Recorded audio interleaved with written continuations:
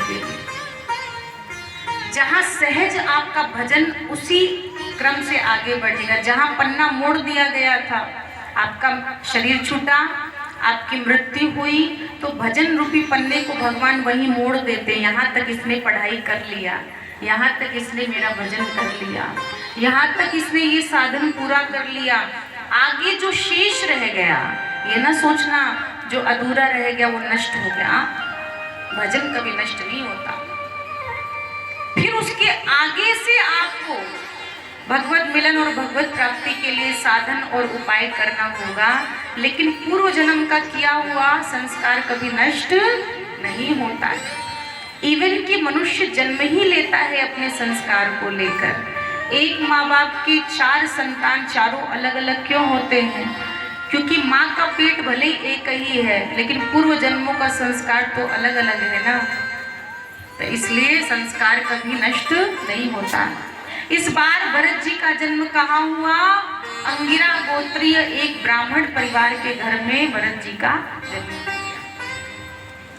अंगिरा गोत्रीय ब्राह्मण परिवार में जब इनका जन्म हुआ तो पिताजी ने खूब इनको गायत्री मंत्र रटाना चाहा कि बेटा जरा गायत्री मंत्र सही सही पढ़ो, ब्राह्मण हो, नाक मत कटवाओ, इज्जत रखो भाई।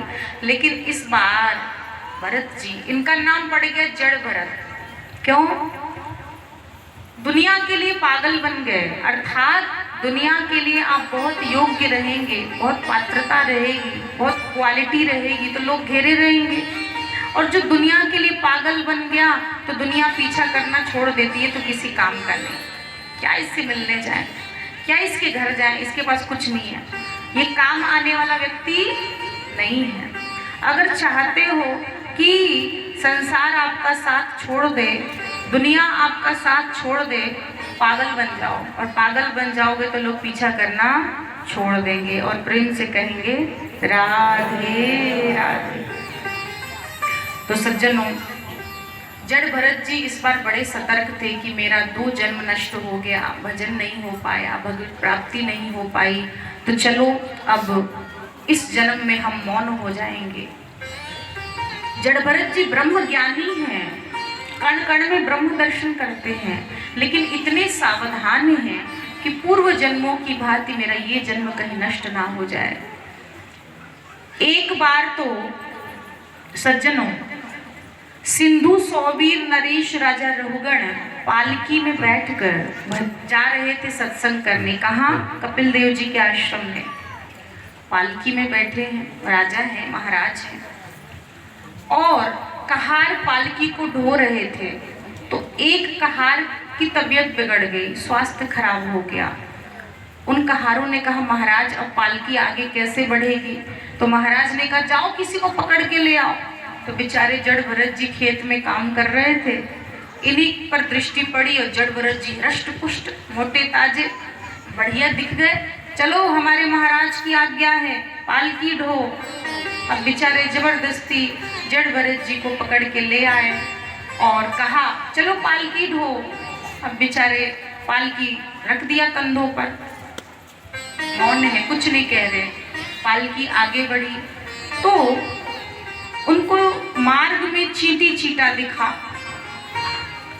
उस चींटी चीटा में उनको कन्हैया दिख गए, ब्रह्म दर्शन हो गया। इसमें तो हमारे प्यारे हैं, इसमें तो भगवान है। कण कण में जो भगवान का दर्शन करता है वही ब्रह्म ज्ञानी होता है। ये सबसे बड़ा ब्रह्म ज्ञान है, जो कण कण में सिय राम मैं सब जग जानी, करो प्रणाम जोरी जुग पानी। तो इन्हें चींटी चीटे में ब्रह्म दर्शन हुआ तो वहाँ पैर कैसे रखते, तो थोड़ा उछल गए, अपना पैर आगे बढ़ा के रखा। अब कोई चीज कंधे पे रखी हो और व्यक्ति छलांग लगाए तो जो पालकी में बैठा है उसका तो सिर पालकी से टकराएगा। तो महाराज का सिर पालकी से टकराया और महाराज को गुस्सा आया। महाराज ने कहा कि हे ओढ़ारह साध्वती क्रमति किमिति विश्व मोहियते यानमिति। अरे भारवाहकों, मर मर के चलते हो, ठीक से चलो, अन्यथा मैं तुम्हें दंड दूंगा, मैं तुम्हारी चिकित्सा करूंगा। चिकित्सा का क्या अर्थ है? इलाज करूंगा, दंड दूंगा। तो भारवाहकों ने कहा महाराज हम तो ठीक से चलते, ये जो मोटा ताजा अभी नया नया आया है ना, ये मरमर के चल रहा है, छलांग लगाता है, अब छलांग लगाएगा तो आपका सिर तो पालकी से टकराएगा। अब सज्जनों, राजा ने क्या किया, जरा पालकी से मुंह बाहर निकाल के झांका कि कौन है जो उछल उछल कर चल रहा है। तो देखा इतना बढ़िया सुंदर शरीर, हृष्ट पुष्ट, मोटा ताजा। तो जैसे ही देखा तो व्यंग के बाण छोड़ने लगे। कभी कभी जब हम किसी से चिढ़ते हैं तो व्यंग के बाण छोड़ते हैं ना उसके ऊपर, उसी तरह महाराज ने भी व्यंग के बाण छोड़े। बेचारा कितना दुर्बल है, कितना इसकी नसें दिखाई पड़ रही हैं, कितना कमजोर है, इसको तुम लोगों ने पकड़ लिया और जब क्यों मोटे ताजे थे। सुन रहे हैं जड़ भरत जी, तुम बोल लो बेटा, बाद में तुम्हारा इलाज मैं करूंगा। फिर आगे कहते हैं, फिर आगे 2 कदम आगे बढ़े, फिर से चीटी चीटा दिखा, जीव दर्शन हुआ। अरे मैं कैसे इसके ऊपर पांव रखूं, फिर छलांग लगा दिए, उछल पड़े। अब भाई उछले तो बाल की बार बार जोर से सिर टकराया और राजा को बड़ा तेज गुस्सा आया। तुम्हें पता नहीं है मैं सिंधु सौवीर नरेश हूँ, राजा रहुगण, और मैं तुम्हें फांसी की सजा दे सकता हूँ, मैं तुम्हें कठोर से कठोर दंड दे सकता हूँ, तुम्हारी चिकित्सा कर सकता हूँ, तुम्हारा इलाज कर सकता हूँ। मन में सोच रहे हैं जड़ भरत जी, इलाज तो मैं तुम्हारा करूंगा, समय आने दो। तो इन्होंने कहा, जो राजा रहुगण बैठे थे, फिर एक बार पालकी के बाहर मुंह निकाले और मुंह निकाल के झांकने लगे, ये देखें ये कौन है, क्या कर रहा है। तो मोटा सा यज्ञोपवीत दिख गया, जनेऊ, ब्राह्मण का आभूषण है यज्ञोपवीत।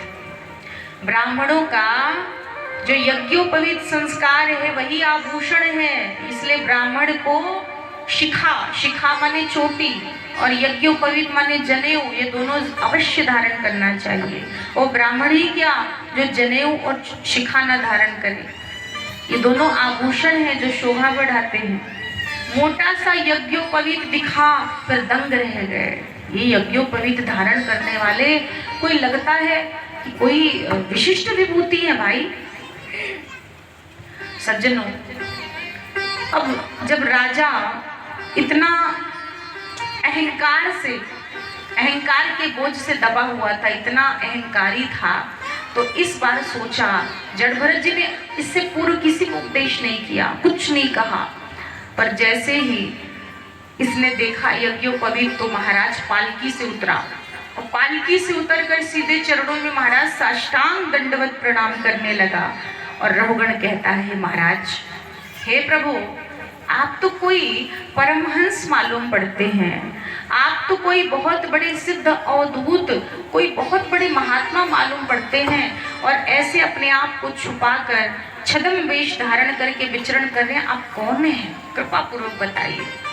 तब आज पहली बार जड़ भरत जी ने मुंह खोला और वे क्या कहते हैं, त्वयोदितं व्यक्तं विप्रलब्धं भर्तुः सौमे स्याद्यदि वीरभारः कन्तुर्यदि स्यादधिगम्या मध्वा पीवेति राशौ न विदां प्रवादः।